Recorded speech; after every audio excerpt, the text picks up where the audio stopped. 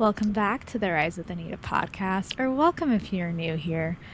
If you're new here, this is a space where ambition meets embodiment, where soul meets strategy, and where we explore what it truly means to live a life in alignment, not just from success, but in who we become in creating it. Because if there's one thing I've learned from my own journey and working with women around the world, is that many women know how to achieve. We've learned to push, to perform, to persevere. But what happens when the very strategies that have helped us create success are the same ones preventing us from fully enjoying it? What happens when achievement no longer feels like it's enough? And what does it actually look like to expand your life without abandoning yourself in the process? So today's guest is someone whose work deeply aligns with these conversations. Sophie Kish is a certified master coach, breathwork guide, former Tony Robbins Results Specialist, and creator of the Coherence Method, a transformational framework that helps women bridge the gap between intellectual understanding and embodied change. For over a decade, Sophie has guided thousands of women through identity shifts, nervous system recalibration, and profound personal transformation, helping them move beyond self-protection and into authentic power. And what I appreciate most about Sophie's work is that she doesn't just help women create results, she helps them become the version of themselves capable of holding those said results. So today we're going to explore what it really means to create a life that feels as good internally as it looks externally. But before we dive in, let's arrive together. And Sophie, I am so excited to have you here. I'm so happy to be here, Anita. Thank you for having me. Absolutely. So we're going to go ahead, if you're able to, place your feet on the ground. Yes. Relax your shoulders. Unclench the jaw. Place one hand on your heart if you're willing. And take a slow inhale through your nose for 4. Hold for 4. And release through your mouth for 6. And one more time. Hold, breathing in for 4. Holding for 4. And releasing slowly through the mouth for 6. And if you're listening to this, simply notice, how am I arriving today? What am I actually carrying into this conversation? And what's the version of myself that I'm bringing into this present moment? There's no need to change anything, just create an awareness, and from that place, we actually begin. I'm so excited to have you here. I'm so happy to be here. That was a beautiful way to start the podcast. So I always start off, before we get into the resume and your story, with what is actually bringing you joy in this current season? The first thing that pops up is so much more dancing. I'm going to so many fun dance classes. Tonight, actually, I have a dance class after I teach a class. So I've been just leaning into that expression. I think that it's so important for women to really get into their bodies every single day. And dance is a phenomenal way to do that and to express and to allow all parts of you to be just expressed and released and felt. And it's been something that's been bringing me a ton of joy. And I also am getting married in 3 months. So that's another thing that's been incredibly exciting. Beautiful, and congratulations. Thank you. That's incredible. I love dance. I'm not particularly great at it, but we all have a way of moving our bodies, and that's what we go with. But I love that that's your answer, like just getting into your body, getting into flow, and very beautiful. So before there was the Coherence Method, coaching and helping women all across the world, what originally brought you to this work? Because no one in coaching finds themselves in coaching unless they've actually walked the walk. Yeah, absolutely. In my early 20s, I was really disconnected from myself. I was living in a lot of pain. I would say it was high functioning anxiety, almost like high functioning depression. I had an Adderall addiction. I was in a place where everything looked fine on the outside, but internally I was really suffering. I was very much identified with my inner critic, so to speak, and really disconnected from my body, from my sensuality, from my sexuality as a woman.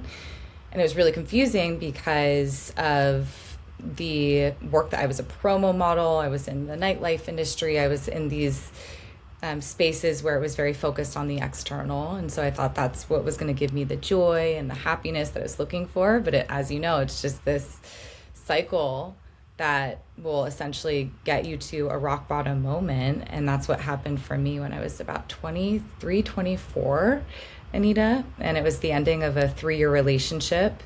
I was crying in my then boyfriend's car, and I just like knew something had to shift.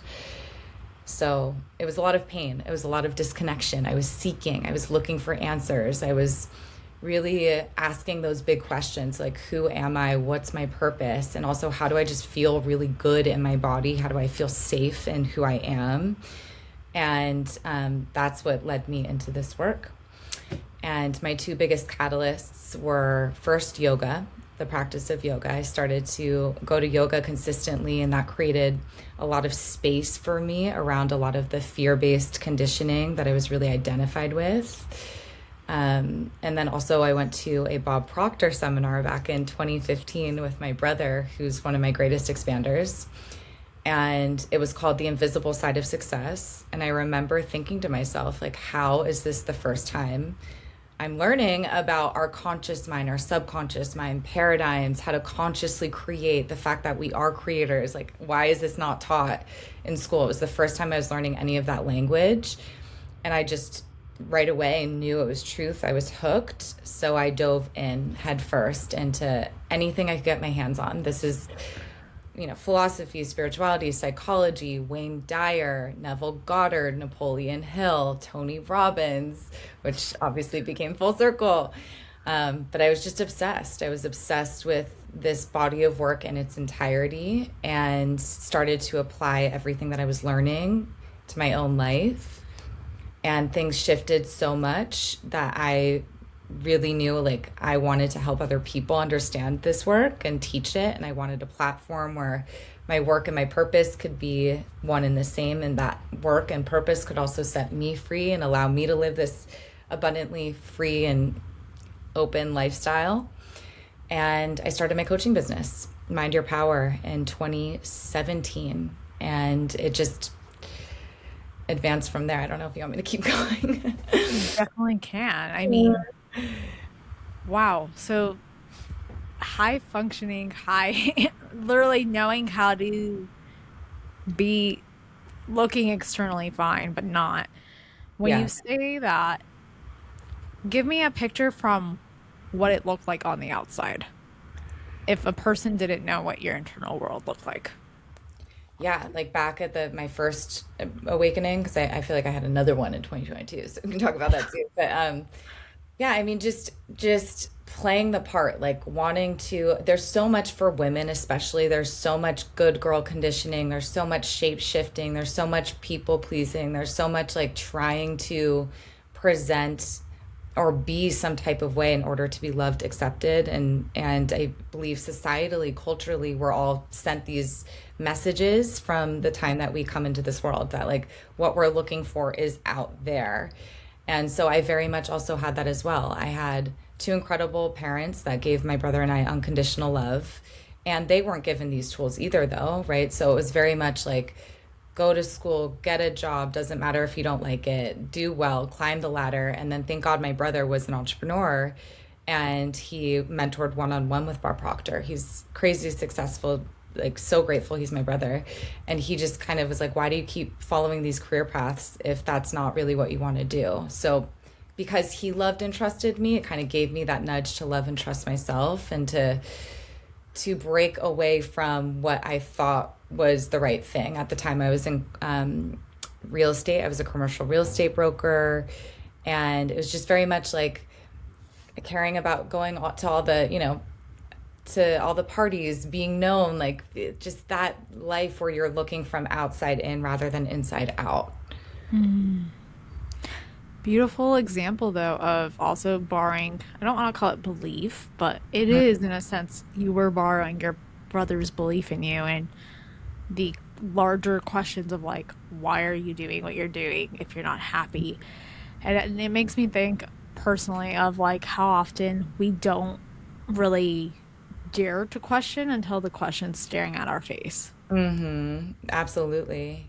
Yeah, being curious is so healthy, and having a capacity to hold that curiosity and to be willing to change and to believe in something that maybe you outgrow, like that's life. And capacity, which I know is big for you with your work too, it's being able to hold all of that, to hold the curiosity, the not knowing, the uncertainty, the discovery, like letting there be room for all of that without trying to like placate yourself into some type of box, because life is an evolution. And that's definitely what I've learned too, Anita, after like starting my business and running it in a certain type of way for so many years, then coming to another almost awakening in 2022 where it's like life's asking for far more deeper level of embodiment to emerge and just realness and authenticity. And so life is not this like, if I just get on the path, I'm going to get to where I want to be. Like there's going to be these like ebbs and flows, these peaks and valleys. And that's no one is exempt from that. So we've got to just like lean in and like allow ourselves to build trust in ourselves in the moment, rather than say that safety or that trust comes from something outside of me. Beautiful. Well, and if you are going to go for something external outside of you, I would dare for it to be a higher power rather than a external Mhm. person. Because at least then you can kind of merge the two worlds. Whereas when we are looking for anything external to validate us, even once you get to that point, it's like, is this all there is? And Kabbalah talks a lot about that too. It's like the tests of like if you put your identity in the external success or the followers or the clients, it's like life is going to take that away from you, so you can learn how to like actually feel it internally and source it from yourself rather than something outside of you. So yeah, it's like, and I've seen so many leaders too in the space recently also come forward and talk about their own, journeys and variations of that. And that's absolutely personally what I went through in my second awakening, I would call in 2022. Jung talks about this as being like the second awakening where you're coming home to being more human, where Mhm. you like can hold the entirety of this experience, which is more the integration, the embodiment, like being able to sit with the pain and the raw flavors of what it means to be fully alive. And that's definitely for sure where I'm at now too. And what I think women need is to learn how to like hold all of that. Like the path's not out here, it's in you. Yeah, you have to feel it to heal it, which is a statement slightly overused, but like very accurate. Because Mm-hmm. the more we try to suppress, and I'm huge on this, is like when you try to suppress and, oh, I'm just going to compartmentalize and I'm not going to deal with it right now, you stack that into your body and then your body keeps the score. But Mm-hmm. when we, and I'm not, I had a whole like session in my program about this where it's like, okay, real life happens. No, you cannot feel everything in the moment because you have work and you have family and whatever. But at the same time, there's such a thing as delayed processing, creating that space so that you can go back in and be like, okay, I'm feeling this way. How do I actually nurture that? So, coming back to the deeper embodiment, tell me more about this 2022 awakening because you have caught my attention with that. Yeah, so my coaching business grew year after year from starting it back in 2017. I grew to about, I think, around 3 mil and helped thousands of clients globally around the world. I ran a mastermind called Mind Your Power, and I ran that year after year. I had my private clients, I had an accelerator course, and in 2020, end of 2021, Anita, 2022, I started to just feel this niggle inside of me where my heart was like asking for me to learn how to rest in it with more ease, like less striving, pushing, less like that. I was definitely boss babe archetype. Ah, the boss babe era. We all know it well. Right. And so, as much as there was obviously so much of alignment, there still were, I think, performative parts and perfectionist parts. And so, the breakdown that I had in 2022 was I was trying to scale my business. I was considering a $100,000 investment. I entered my now uh, relationship with my fiance. So, after being hyper independent, went into being in a relationship. I moved and then I started to have all these health issues and I lost like 60% of my hair. Like I remember standing in the shower and just like clumps of hair like falling out in my hands. And it just was the first time that I was ever really in fear of my health for the first time.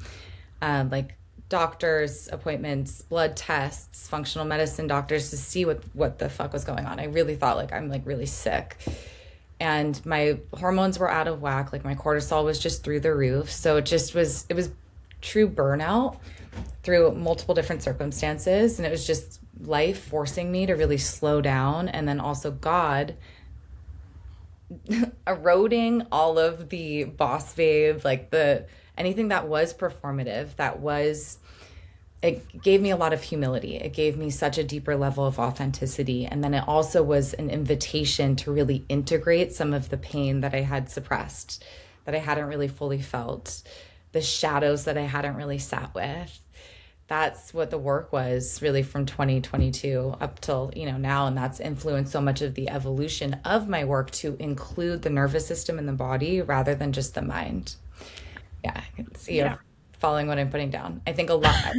I know a lot of my work in the beginning was very top down, which is powerful and beautiful. I did a lot of subconscious reprogramming work. I'm a hypnotherapist. Like we'd always work with the subconscious, but as of the last 6 years, which is wild. So like the second half of my career and my own journey has been more bottom up, like really getting into the body centered practices, learning how to actually like titrate and increase capacity in a way that is honoring to your system, that's sustainable. And it's been revolutionary and yeah, it was necessary. It was like one of the best things to have had happened, even though it was the worst thing to have had happen at the time. And it's just brought me home to a far more real human. Beautiful. Thank you. And I'm going to just poke around a little bit and just ask, what did that performative version of you look like? And then once you got to the place where you realized, oh, my nervous system hasn't been on board, what did that evolution kind of look like or that realization look like? Well, lots of filters. I can't believe I use filters. It's crazy. I look at like the coaches, I'm just not to judge, but like filters and still controlling the expression rather than just letting like my unfettered expression come through. And that's a work in progress. I believe that's a never ending journey. You and I were just talking about this before we started recording. Like you are noticing that your skill of podcasting and speaking has grown tremendously since you started this podcast. It's like we've got to understand that there's always more to go and nowhere to get. So I feel like there's going to be these big moments in life where life really like takes us and tests us and breaks us down to be rebirthed. But that also is just continuous. Excuse me. Continuity is, I was merging two words in one. It's a continual process. And so, yeah, the performative, I believe that's the girl that was that promo model that got a lot of attention for the way that she looked, that learned somewhere in childhood that she had to look perfect, sound perfect, be perfect in order to be loved and accepted. That girl who didn't feel safe being messy or, wild. And that's just so not the human experience. This is a very messy, imperfect experience. And so it doesn't feel good to try to like control so much how you're being perceived all the time. But the nervous system part, Anita, like I always have had a really high capacity because I've always been a high performer. I just believe that I never really was tested in the way that I was when that happened. So it's almost like life swung me so much the other direction where it's like, okay, sit with this, like learn how to be like with the challenge because I didn't really feel that honestly to be candid, for the first 7 years of my career. Like it just was up. Yeah. Yeah. So, interestingly enough, one thing that keeps coming up for me is like the metaphor I often use is breath work is kind of like a metaphor for life Mm, because the more you're able to sit with it, the more you're able to actually see the magic in it. mm, And obviously, you do a lot of breath work yourself. So, what was it for you that was like, okay, I'm in this lower vibrational moment in my life? mhm, What was like the first tools you really started to use at that point? mhm. Was it back to the yoga? Did you start integrating the breath work? What did that kind of like version of you look like? And if for someone who's listening to this right now, who might be in that like, gosh dang it, can I get a break? Mhm. What would you tell her in terms of helping her build that capacity? Great questions. So, to answer your first question, I worked with two epic somatic practitioners, a tantric practitioner, and a lot of the rituals that we were doing were body based. And so, what was transformative for me when I was really in that second awakening was shadow work, parts work, and breath work. Those are the three different modalities. Shadow work is this process of really like looking at the repressed or disowned parts of your identity and like allowing them to integrate. And I believe it can be very terrifying, but also incredibly liberating because we all have these like wounded past parts of ourselves from childhood that really just want to feel safe and at home within ourselves. And so, um, dancing with my darkness was a really powerful practice where essentially you like dim the lights, you do this late at night, you turn on a song and that speaks to whatever wants to be felt or expressed. And like you actually let that part move, sound, growl, hiss, scream, whatever it needs to do, because then that's integrating the part rather than having it be like stuffed into the subconscious. And that's how you become honestly just more whole inside of yourself. Parts work is awesome. Do you know parts work well? Somewhat, but for those who don't, like, Yeah. feel free to like dive into it. So Parts Work was created by a PhD. It's a great book, No Bad Parts, for anyone who's listening. Hmm. And essentially, it speaks to how self energy, with like the self consciousness, Anita, consciousness, Sophie. When you're in self energy, you're in clarity and compassion and confidence and calm. And then we have protector parts, and then we have exile parts. And so protector parts are like for me in my to use me as an example, I had a perfectionist part, right? And a controlling part. And they're protecting from like a wounded or exiled part. So there's the self, there's protector parts, and there's exile parts. And so the exile are like deep, if it's like shame or guilt or an emotion that you haven't fully felt, rejection, humiliation. So the job of the protector is to protect these exiles. That's been so freaking huge. I would commend, I feel like you would love parts work just from our conversation before.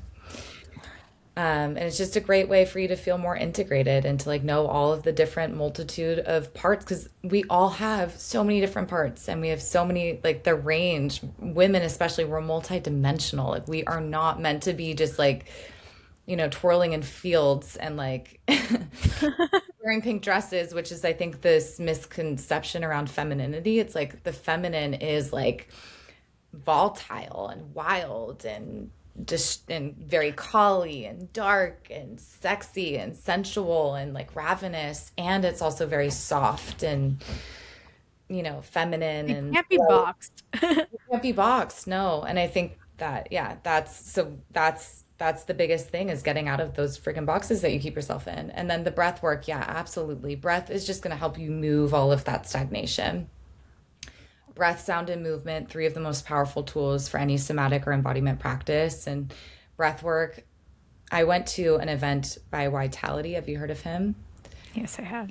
Did you go to any of his events yet? No. No, we should go together, the next one. I'm totally down. He does tours often, and I did one of his. I think this was a couple of years ago, like right after a Joe Dispenza meditation retreat. And I was like, holy shit, I just went to like it was the longest time of I've ever done. I think it was 4 hours of breath work. And I just felt so clear, so connected, so in that self energy at the end of it. And it was really beautiful because he had you write out, like, circle the words that you feel going into it. So you see in real time just the shift of, like, okay, I'm feeling this part of me that feels scared or anxious or whatever. And then all of that's cleared. And so it's interesting. It helps you move through trauma, it helps you move through the stagnation that you're carrying in your system. Uh, but also too, I'm feeling called to say that, like, we're not here to just constantly feel like we need to optimize ourselves. Like, when you're really connected to spirit, to self, it's about being able to hold all of those things that might trigger you until you're in a more regulated space, to feel those emotions and still take action in alignment with who you want to be and what you want to do. That's the work. Okay. Beautiful. 4 hours of breath work. I'm still stuck on that. Was that continuous? It was continuous. There were some holds. It was cool. It was really beautiful. Wow. I mean, I've done about like 2.5 hours at my like peak of like, but there was like a little 5 minute interim between hand. So Hmm. I just, for those of you who've never done breath work, I can just honestly say, as like a seasoned person, 4 hours is a lot, but my God, that was probably very transformational just from the way you're speaking about it and like the evolution of it because it takes a lot to stay present in that as well. Hmm. Yeah, for sure. Yeah, and it brings up, as you know, so many just like stored memories and like random stuff. And then like you have these like downloads and these ideas because it's like you're clearing, it's like wringing out a towel that's full of water. It's like just clearing this stuff that we accumulate in our minds, in our bodies, in our nervous systems, like the density, so that like we can have just a stronger connection, be a stronger channel, and have a stronger level of coherence to source. Yeah, beautiful answer. You brought up triggers. So I have a hot take that I believe anything that triggers us is actually there to teach us Mm, because you wouldn't have that emotional charge to it if there wasn't something it was trying to highlight in you. mm-hmm. So you were just beautifully speaking about capacity and the way it looks. So do you find with the women you've worked with, when triggers do come up, it's usually something that they need to look at in that season, or is it usually something perpetual that's been a reoccurring theme? Yeah, that's a great question, Anita. I believe that there can be some things that it's some patterns that your work is to become bigger than them. So it depends. I think it's nuanced to answer more directly. I think some things that can be a trigger to point to something that where you're still not free inside of yourself, or something that's repressed or disowned, positive or negative alike, right? And so but some of it, the work can be continual, like healings. It's not, It's it's a not linear. not, it's a spiral. And so you think you might have healed this thing or whatever, and then this new thing happens in life, and it's bringing it up again so that you can get a deeper truth or integrate it in a deeper way. And I don't think that's to scare anyone that's listening to this, but it's almost like to be in devotion. The work never ends. It really doesn't. Like, there's always more to go, nowhere to get. The way that like you're the most healthiest, happiest, alive version of you is falling in love and in devotion to this work, and figuring out the way you get to support yourself on a daily basis so that you can show up as best as you can, knowing that there's going to be seasons though to your journey into to life, and embracing that duality. Beautiful answer. So, what's interesting is many women think that they're typically chasing confidence or success, love, money, whatever that variation looks like underneath these goals. They're usually searching for something that's a lot deeper, whether Mm. that's safety, freedom, belonging, learning how to find self trust within themselves. Mm. So, I'm curious for you, what would you say high achieving women are really searching for? Because you've worked with a lot of women who are ambitious and like hungry for life, but at the same time, I guess the core of the question is like, what do you think they're actually secretly craving that success alone isn't giving them? Mm. I would say it's this internal sense of just wholeness and safety and worthiness and self-love, like all of those things wrapped up into one package. Just looking in, it's sort seeing yourself as the source, remembering that you are the source of everything that you're looking for. So it's like it's in here, it's not out there. And I believe for a lot of women, and this was also my journey too, we're so disconnected from our bodies, living from the neck up. And so, like, the path is not up and out, it's in and down. It's like this journey from head to heart and learning how to, like, really reconnect these two systems so that, like, you can just really feel safe in the entirety of who you are and what makes you you and express that forward. It's wholeness. It's self-acceptance. It's self-love. Yeah. Beautiful. So, with that in mind, with the topic of wholeness, Hmm. a lot of people also tend to live in a lens of lack. So, what is your counter to that? How do they feel whole? Excuse me. How do they feel whole while also in this state of like, I want more. I want to create the abundance. I want to create the love, whatever it is that they're externally still searching for. Yeah. So that would be through the practices, through the work of like it already is, I already am. Like it's already done. It's like nothing outside of us can bring us that feeling. So the paradox is like, how can we tune into and come from that place of wholeness before we act? Because when you act from a place of lack, like the things that you create might fall away, or you're going to find that it's going to be more of like a bumpy, like gas brake, gas brake, gas brake. So congruence internally is a big part of finding that wholeness, which is like your all of your parts existing, which I think for women, this is, we're getting to a really good part. It's like, it's not feeling the fear. It's not feeling the uncertainty. I just did a post about this the other day. It's like those things get to come with you, just like a flock of birds. They're all flying in the same direction. So, like, you're going in this direction, you're excited, you're hopeful, you're optimistic. Fear gets to come with you. The part of you that's uncertain gets to come with you. But you're leading from that embodied frequency of like, it's already done, it's already mine. And that's alignment. And I'd say that's likely the most challenging thing for a lot of people to really embody is like the version of me that thinks, behaves, feels, and acts in that same vein. And then when the resistance comes up, that's showing the wound, and that's where the regulation techniques come in. That's where the practices come in. Like the resistance always reveals the wound.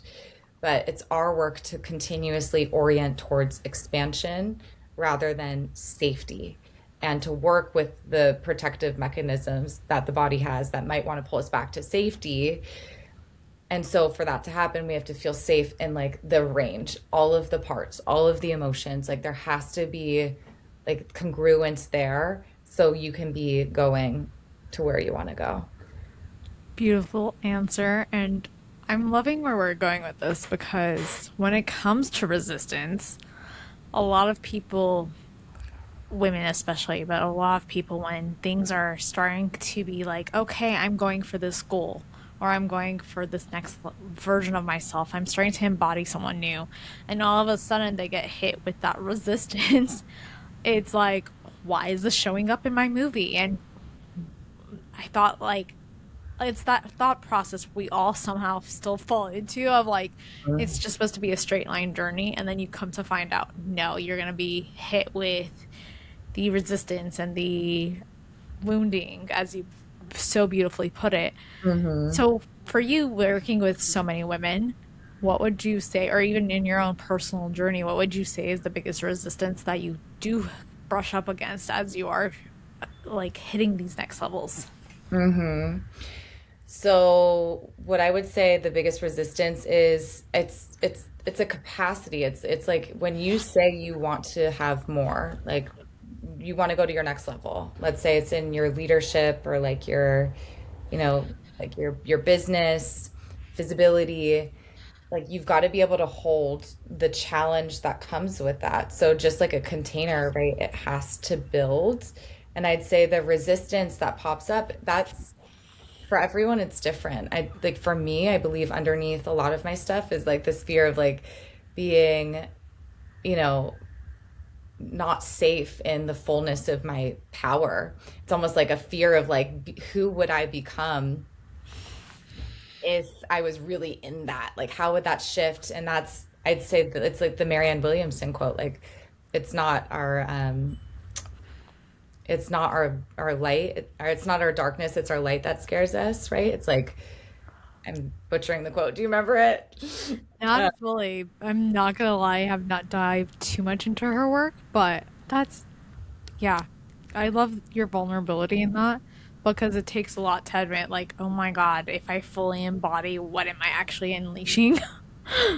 yeah, literally. Here, I'm going to pull up the quote so we can have this right now because it's so good. But it makes me think, like, for resistance and everything that's come up, and you and I were talking about Kabbalah earlier, and it's like, it's literally the vessel analogy of like, if you are pouring water into a 16-ounce glass, but you're trying to do 32 ounces of water into that, it's going to overflow. Yeah, So if you don't have the capacity to hold it, you're going to just crack, essentially. correct. You need to become a bigger container.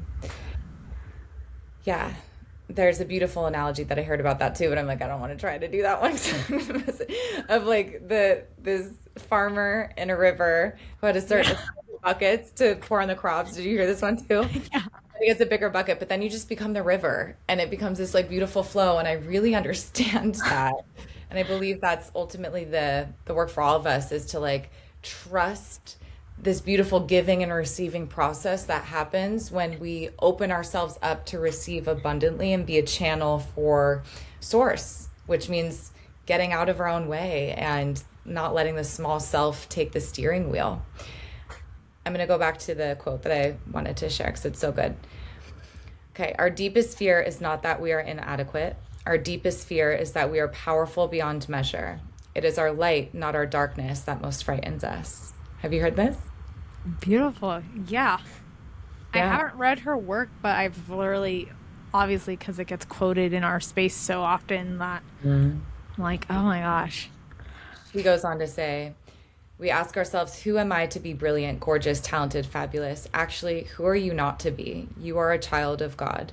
Your playing small does not serve the world. There's nothing enlightened about shrinking so that other people won't feel insecure around you. So Wow. good. Yeah, and there's more to Wow. it. We'll stop there. Beautiful. So I'd say And that's the what bumps up for us because it's the conditioning. It's the who am I? It's the am I enough? It's the what was that person think? It's the can I really do this? It's that's the resistance, that comes up in the capacity expansion. beautiful. What's your favorite way to regulate when you are in this season where you're facing resistance on your own? Mm-hmm. So I love to do a lot of bilateral tapping, a lot of tapping, just, here, tapping on the chest, EFT throughout the whole face and body. A lot of shaking, a lot of dance, a lot of movement. Sounding, humming is great. Humming is great. Barefoot on the grass, like every day, getting outside in nature, taking breaks, like not just pushing through your day, really making sure that there's built in dance breaks, time for you to go outside and like take a walk. Regulation, I believe, is so misunderstood. It's not about like always feeling calm or relaxed, as I feel like we've hit on a couple times throughout this podcast, but it's knowing that that's there for a baseline for you, like knowing how to bring yourself back to a state of safety. Also, too, just how you started this podcast, like feeling your feet on the floor, feeling your butt in the chair, resting your head back, and then like tuning into where do you have tension in the body, and then feeling that, noticing if there's like a color or shape or like a, a sensation, and then going to the excitement, the good, like orienting to the expansion, the good, going into that, pendulating into that, letting that breathe, letting that feel normal. That's how you actually healthfully create that capacity. That's how you create that safety. You are Um, speaking my language. it's just tending, knowing that like you can tend to whatever's happening in your body in the moment. That's really what safety is, without becoming it or identifying with it. Beautiful. So, pivoting a little backwards, but I'm just curious because you have worked with so many women. Yeah. What would you say the hidden cost of living from performance was for you or the women you've worked with? Mm, I would say it's self-abandonment. I would say it's just feeling like you're just living a half-lived life. It's like not living a life that could be fully yours. So many women too, when I was working on Tony Robbins' team, this is really what emphasized for me that I know this is like the type of woman I really want to support, because so many high performing women that just felt like they were like literally crawling through mud, or just like their brain broke because they just like pushed themselves to this point of like your body just takes over, similar to what happened to me in 2022 as well. So I think there's always a cost. It's like we all, especially in this world where there's so much AI, and like it's just we all just are starving to feel safe to be ourselves and to like really experience that deeper level of authenticity. And that requires like your courage, and that requires your willingness to just like show up as you are, and you know and it feels so much better to express and to share and to create from that place. And that's a habit, it's a muscle, it's something that you get better at as you do. Beautiful. And it reminds me of like allowing yourself to regulate and co regulate, even in connection with people. Yeah. Because to your point about the AI, it's like, yeah, AI is amazing. It's a great tool, but it also does not replace human connection, especially when you're going through things like grief or you're going through stress. And having a person that you can feel safe with, you can actually allow yourself to be seen, is a huge part of like being able to expand your capacity in its own right, because we co-regulate, we help each other kind of feel that connection, like, oh, I've been through this, or here's another insight you might not be seeing. 100%. Yeah. These wounds are relational. Like we are relational beings. Like we're not meant to heal. It's impossible to really truly do the work alone, or even behind your screen on Zoom or on your phone. And so getting into spaces and community with other people who are also doing the work is so huge. And yeah, I couldn't agree with that more. That's what influenced a lot of the in-person work that I started to run in like 2023, because it was post-pandemic and I was like, everyone needs to get the fuck off their screens. I was tired of just coaching online on Zoom. And I also believe that's why I'm feeling so called to speak and facilitate with large groups, because the work Yeah. is so powerful when you are in shared community with other Proximity, humans. yeah. Yeah, and you just realize like what you're going through isn't, you're not special in what you're going through. Like it's not, you on an island. Like you are not alone. What you're struggling with is universal. What's personal to you is universal to the world. Beautiful. And I love the casual, you are not special. There is Yeah, not, but which is a cool. realistically, it's like there is not a problem that we can come up with that hasn't already been faced. Yeah, So for it's all actually like, how amazing is that to think about? Because it's like, if there's a problem I'm facing, there's always a blueprint, a solution, a way out of it. 100%. So, how do you think women can tell if they are pursuing something from alignment or if they're pursuing it from a place of proving or showing off? Mm. Well, great questions, Anita. So with alignment, I would say that there's an aliveness. There's like a life force in your energy. It doesn't need to be, it doesn't need convincing. It's like expansion and excitement at the same time. There's like fear and excitement. There's growth. That's really what I would say is a good test to something being aligned. Where I'd like to say a caveat though is like that again, it just does not mean that there's not going to be fear. Like fear is a part of alignment as well because you're expanding outside of the familiar and what's known and what's comfortable. Um, yeah, and then just tuning into yourself and like knowing the come from. Like what is the come from here? Like what is the come from? Like am I coming from an energy of trying to prove, trying to show off? Am I coming from I need? Or is it like genuine giving and like being of like true Service. service? Yeah. And that's the work is genuine giving and being of true service. That's when you're rewarded. Okay, well, how does a person know if they are actually coming from a place of actually wanting to give and not receive for the self alone? That's a really good question because obviously, like for anyone in the self-development space, like this is not just like a fun thing that we're doing, it's also our careers, right? But I'd say that just like tuning into your heart. And Wayne Dyer used to always say this, which was so powerful. He said, when you come from your highest self, it's how may I serve? How may I serve? And when you're coming from the ego, it's what's in it for me. And then the paradox is like when you come from your highest self, you get everything the ego wants anyway. So like you'll get everything that the ego wants, which is like the money, the car, the status, the homes, right? The lifestyle. When you really are in your highest service, this is a byproduct of that. So really when you can just think of, okay, like how can I actually use my talents, my gifts, my passions, my wisdom, my lived experience, my learned experience, how can I use that to support another human? And when you really like come from that place, when you really give a shit, when you really care, like Tony's a great example of this. Like this man is 67. He does not need to continue to do the work that he's doing. Like he still has tears in his eyes when he's running like UVW because you can just feel like he's so like, this is why he's on this planet. And I firmly believe that like, that's how I feel personally. I can tell that's how you feel about your work. And I believe that that's how it is for all of us here. So when we can find that thing, then that's just going to take over. And our work is to stop getting in our own way. I saw this incredible reel about this the other day. It's like the swim is in the fish. Like the fish doesn't need to worry about swimming. It's like already in the fish, right? And so it's the same thing for us. It's like whatever is meant to be you, it's in you. It's like the acorn knows it's going to be an oak tree. It doesn't like try to be the oak tree. It's like it's going to be an oak tree because it's the tree's already in the acorn.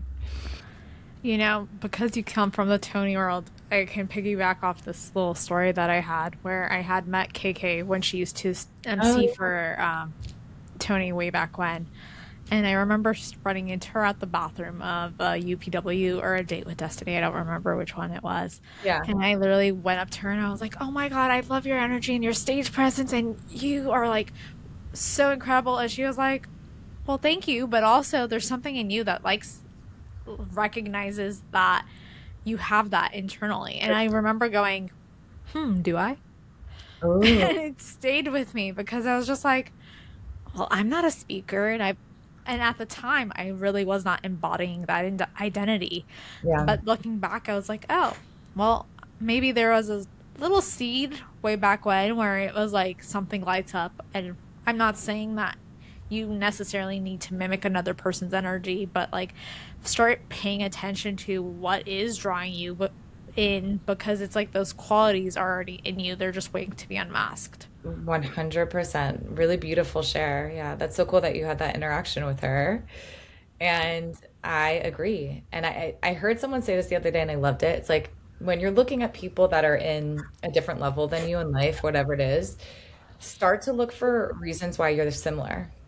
Start to see like what's the same Yeah, instead of like, because most people compare and they go, well, they have this and this and correct. this Yeah, well, what's the same? Yeah. And the thing that you want so badly, like we wouldn't want it unless really it's like it's available to us. correct. Like it wouldn't like irk us so much. Like that feeling, it's like, ooh, it's like your highest self being like, come to me, like every year. It's like that's the version of you that has it already. And so we are all reflections, we're all mirrors. And what inspires you or triggers you in someone else, there's beautiful medicine there. And that's exactly obviously what you just shared with Kiki. So I'm curious, in your perspective, where do you think women most commonly get stuck between knowing and the becoming? Between knowing and becoming, meaning can you tell me how you see the difference? You're saying like knowing, oh, understanding cerebrally, and then actually, Yeah. yeah, for sure. Great question. And I can speak to my own experience. I would say it's like deep levels of integration and embodiment. So it's like daily actions that align with who you want to be. And at a certain point, Anita, you've got to stop collecting mentors. You've got to stop collecting trainings. You've got to stop I'm talking to someone who's listening to this now that's been doing the work for a long fucking time, because you can pick up 5 books and they can be very similar messages. And like, it's like, you've got to Start integrate. embodying the book instead of reading the book. Yeah. Absolutely. And acting. And that requires action, like acting, creating, doing the thing before you feel ready. Right. Um, and then being the practice too. Like if you fall out of the practice, like you lose sight of everything. To be this level of an embodied teacher, it's like we have to embody the tools that we're actually teaching. Beautifully said. And I'm curious, have you ever fallen out of your practice while trying to teach it at the same time? And how did that feel like for you? Yeah, hell yeah. In 2022, I definitely fell out. I feel like I took a pause there, and it's just not sustainable. It's going to be wonky. You can definitely, let me say this though, you can definitely be going through shit and still lead other people powerfully. Like that's called just being human. You can be going through something really intense and still lead others in a very tremendous way. So, you know, don't think that just because you're going through something or moving through something, you can't teach or lead. That's not true either. It's like, but you get to be in the highest form of integrity for this work to stick, and you can't take people further than you've taken yourself. So I believe a part of the reason why like the 2022 breakdown happened for me was because there was just a deeper depth in Kabbalah. It's like the breaking of Vessel. the Yeah. vessel so that it can expand to hold more light. And so your soul's going to give you all of these lessons and experiences so that you can be the most embodied teacher. And the people who I'd say go through this and are so naturally drawn to it the most, the of course, because teaching from lived experience is so much more powerful than regurgitating what you think you understand from a book, and people can feel the freaking difference. Very true. Yeah. Very true. I think the embodiment is probably the hardest piece in anything, whether that's you're embodying it to teach it or you're embodying it just to live it. Mm. That can be such a gap. So Why, I'm why do you think that? I'm curious. What's your perspective? Because I think until you actually get into the practice of it or to the continuation of it, and it really, like the analogy of like going to the gym Mm. comes to mind for me in this sense of like those who get into a routine with the gym, even if they fall off, they will eventually find their way back. It's the Mhm. same thing with this type of work.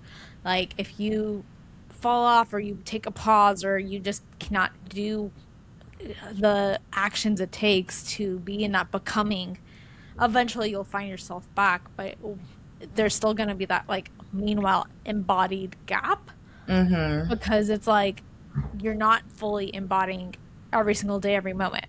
Mm. Now, that's where I do think grace also kicks in personally for me, because then it's like you have that understanding like, okay, not every day is a sunshine and rainbows. Some days there's rain and storms and Yeah. snow. Yeah. It's about learning to dance with it rather than being so stuck on it.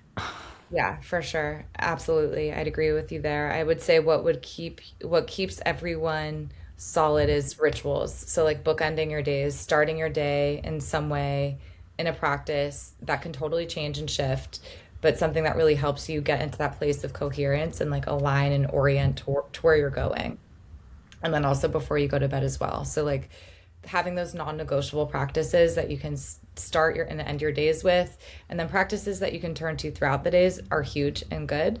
And then just leaning into like what would that version of me already how would she be acting in this day? Or like, what are the action steps that I can do to move the needle forward today and leading into doing them?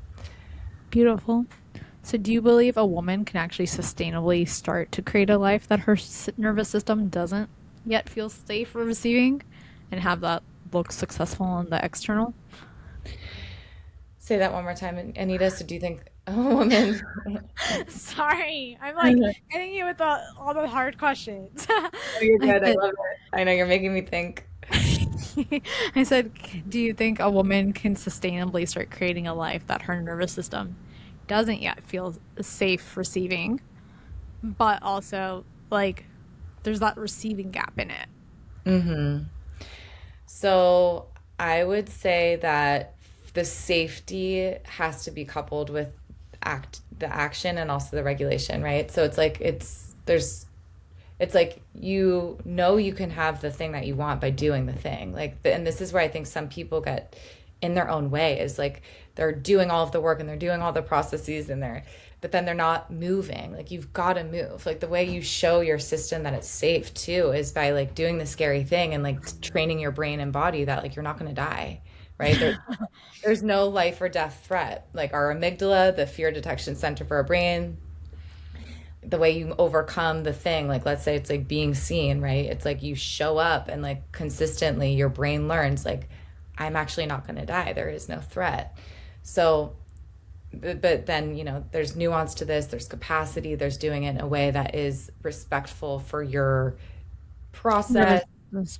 For sure, absolutely. And that's where the tools come in, which, I think pendulation's huge, especially. Beautiful. Yeah. So, how does a woman know that she's reached the edge of her nervous system capacity before hitting things like burnout and um, the other more fearful signs, almost not fearful, but like the Yeah, extremes? I would say waking up immediately feeling stressed or heavy, overthinking, uh, having like a intense level of like rumination, just stuck energy that's in the body, but overthinking, bad sleep, uninterrupted sleep, waking up immediately feeling stressed. Those are some telltale signs. Um, yeah. So, I'm going to quickly try to dive in with your coherence method. I'm curious, what was it that you were seeing that was missing that inspired you to create it? Yeah. So I would say it's that like the body, the nervous system piece, and that's adding that in. The coherence method, essentially, the first thing is creating safety in the system because we don't want to build off of dysregulation. And then we're identifying the protective patterns. And underneath every protective pattern, there's an unmet emotional need. And so, like, we'll get clear on what the patterns are, what need is not being met, or what part is not being met. And then we create a systematic corrective experience because the nervous system was formed through that repetition, right? And so, for true change to happen, there has to be repetition. And then you're anchoring into the new identity. So, the coherence method is a beautiful evolution of my work and my journey to include like both top down and bottom up modalities and really work with the mind body system in a holistic way. But also there is that parts work that I referred to and earlier in our discussion. Shadow work is a part of it. It's just been the most effective modalities that I've witnessed with my clients and also with myself. So, would you say emotional regulation is also something that you are huge on? Yeah, emotional mastery. And honestly, it's some of the hardest work. And I can say that from experience too. It's really freaking hard to feel your feelings after learning how to like intellectualize them. Like, really getting into your body and learning how to feel sensation is freaking hard for most people. And it's not taught in school. Self-regulating is not taught in school. So like being with sensation, not the story, is everything. Yeah, Yeah. beautifully said. Because I am so big on emotional pattern rewiring, and I Hmm. find that that could be the hardest component almost of like actually starting to feel it. Because let's just be honest, not all feelings feel great in the body. Yeah. Nope. No. I wish it did, but you know. It's, yeah, it's like not being afraid to feel. Because really, and that's where I think that the space can get a lot of people messed up. They're like, oh my God, I need to feel always like high vibe and just like bliss and the frequency. And it's like, no, like you've got to be good with everything. Like the higher version of you is good feeling however she feels. She doesn't make meaning. She doesn't lose herself in the emotions. She doesn't attach to anything everything that's happening in her body and try to like psychoanalyze it. Right? She just exists. She's good. She's And full. she's whole. Yeah. And And as you were saying earlier, wow. yeah. Well, my dear, we have literally gone all over the place in this conversation. It has been freaking phenomenal, but I'm going to land with this one, Yeah. which is what does it feel like when a woman finally starts to feel and come home to herself? Mm. Aliveness, joy, freedom, peace. Giving you the four core words. Just a Beautiful. deep sense of like being in your experience and an excitement for life and a trust in the unfolding and like that's moving from survival to actually like living and to creating and just it's a beautiful flavor of like synchronicity and just doors opening and um yeah, it's what I wish for everyone, every woman watching. Beautiful. So, if a woman wants to stay connected with you, because Yes. most of my audience is female, Yes. and continue learning from you, where can they find you and your magic? Yeah, absolutely. So, I actually, for your listeners, Anita, I have a really fun morning activation to connect with that version of you that came home to yourself. So, it's perfect timing to share that now. The way they can access that, and we can probably put this in the show notes, but it's Excellent. www.sophierosekish.com. It's kish.com / morning activation. And then my Instagram is at Sophie Kish, SOPHIEKISH. My website, you'll obviously access through the activation. We can totally connect there. And I have a really fun, like 4 week brand new mini mind that's starting the first week of July. It's called Wild and Whole. It's a little teaser of everything that we spoke about today, especially with the coherence process. But it's for like the woman who really wants to come home to a deeper level of self-trust and expression and aliveness. We're going to be doing the parts work, the shadow work that I just was referring to, and the coherence method will be kind of felt throughout there. So, yeah, just send me a Beautiful. message if you're interested to explore. I always end with a quick fire round. So, Okay. think one word to one sentence. It's going to be hi, but are you ready for me? I'm ready, Anita. A book that you've read that has changed your life. Ooh, women who run with the wolves. Beautiful. A word that describes your current season.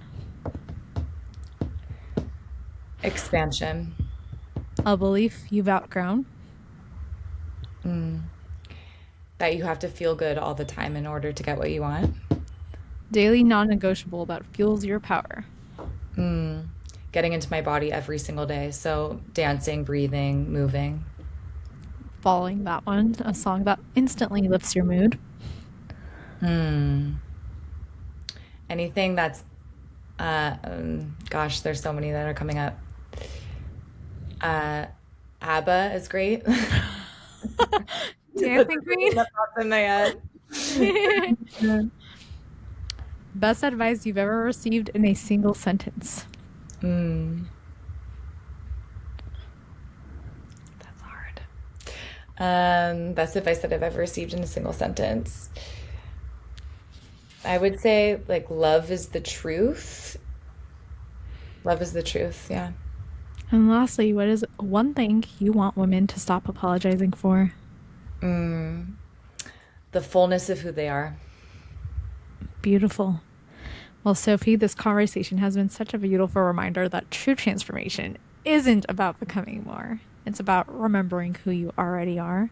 And what I Mm. love most about this conversation is that it reminds us expansion doesn't require us to necessarily push harder, perform more, or abandon ourselves in the process. Sometimes our next level isn't asking us to do more, it's actually asking us to be safe enough to receive it. So, Mm. thank you for the work you do and the women that you impact and the wisdom you've shared with us today. And for everyone listening, if something resonated with you today, please share this episode with a woman who needs this reminder that success and self trust don't have to exist separately, and tag us on Instagram. And until next time, keep rising. Thanks, Anita.